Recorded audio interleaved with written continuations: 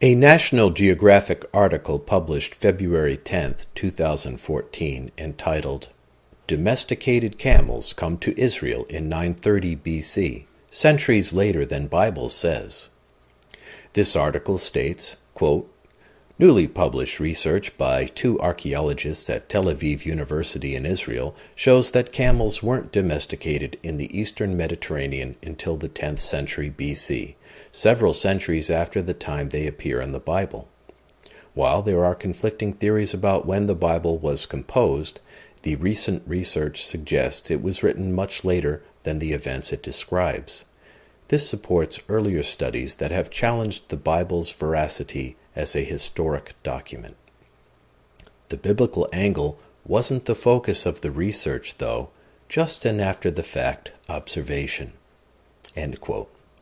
It is worth noting that National Geographic states that the purpose of the research that led to this article was the pursuit of science, not a quest to attack the Bible. That's interesting. The original article was a study of camel domestication.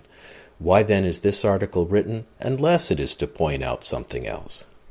First, does the Bible really provide a timeline?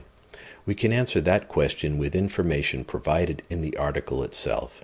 It states, "While there are conflicting theories about when the Bible was composed."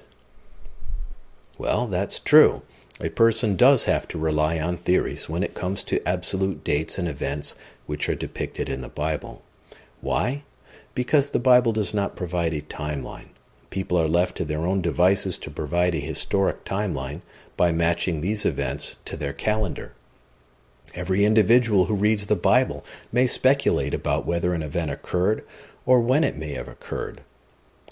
Logically, there could be quite a number of different views of these events, even among reasonable and intelligent people, thus differing timelines. So if two people disagree about the time an event occurred in the Bible, one of the two people may be wrong. Would it be logical to conclude that the Bible is wrong?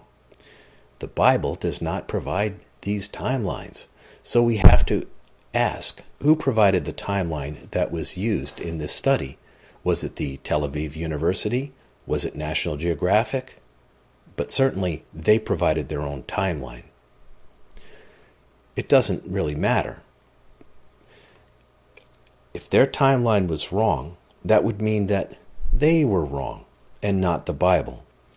According to one source I read, there are millions of Bibles sold each year in the United States alone. If you want your article to get the most readers, which title do you choose? National Geographic or Tel Aviv University may be wrong about its own speculation over chronology in the area where there is much speculation? Or domesticated camels came to Israel in 930 BC, centuries later than the Bible says. Why would any person have difficulty choosing the second title rather than the first title, especially when it is sure to provoke more inquiry, greater readership? If you believe that the title does not matter, then ask yourself, are you sure of your sources?